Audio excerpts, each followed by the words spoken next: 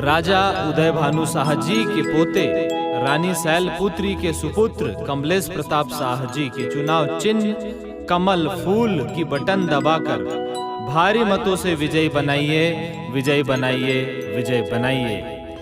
कुछ कर गुजरने की तमन्ना है, इसलिए मैदान में आया हूँ और अपने क्षेत्र में आपके बीच विकास की गंगा बहाना है, इसलिए कमल छाप लाया हूँ, कमल छाप लाया हूँ। राजघराने का बेटा, मिलनसार, जुझारू, कर्मठ, ईमानदार समाज के सेवक कमलेश शाह जी के चुनाव चिन्ह कमल निशान के बटन दबाकर विजयी बनाइए।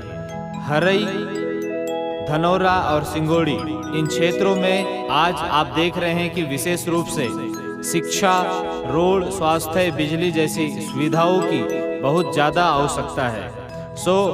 आपसे निवेदन है, अपने नज़दीकी मतदान केंद्र दिन बुधवार 10 जुलाई को जाकर सुबह 7 बजे नंबर 1 की बटन दबाना है और हमारे लाडले उम्मीदवार, अमरवाड़ा विधानसभा क्षेत्र के उम्मीदवार कमलेश शाह जी को विजयी बनाना है, विजयी बनाना है, विजयी बनाना है, क्योंकि आपका एक वोट आपका भविष्य तय करेगा। तो याद रखिए मेरे मतदाता साथियों, कमलेश शाह जी को ही विजयी बनाइए, बनाइए और जरूर बनाइए।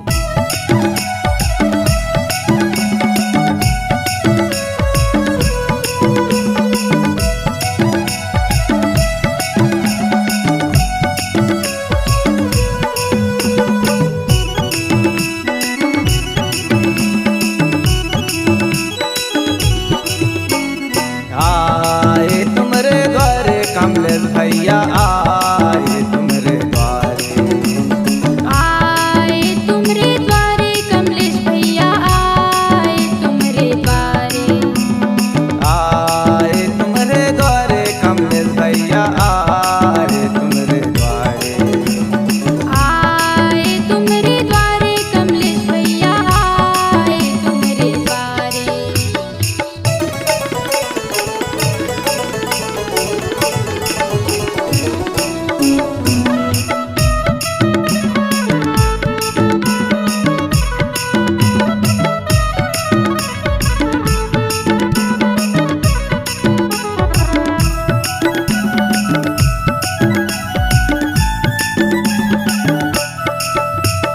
कमल निशान लेके वो आए, सबके ही दिलो दिमाग में छाए,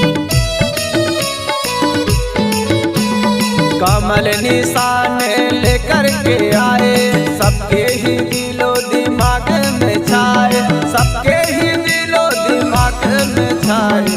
आए तुमरे द्वारे कमलेश भैया आए तुमरे द्वारे, आए तुमरे द्वारे कमलेश भैया आए तुमरे द्वारे।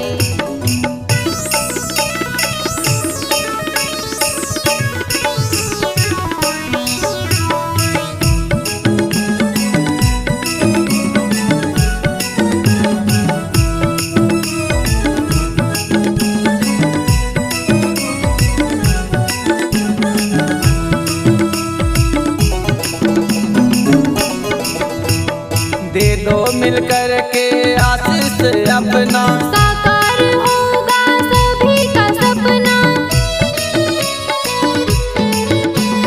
दे दो मिलकर के आशीष अपना, साकार होगा सभी का सपना, साकार होगा सभी का सपना। आए तुमरे द्वारे कमलेश भैया आए तुमरे द्वारे, आए तुमरे द्वारे कमलेश भैया आए तुमरे द्वारे।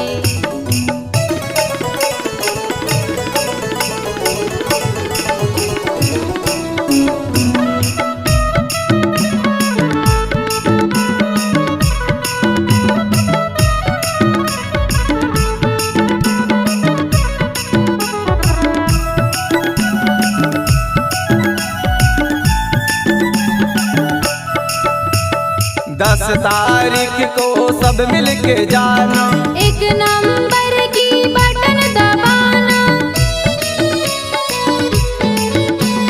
10 तारीख को सब मिल के जाना, एक नंबर की बटन दबाना, एक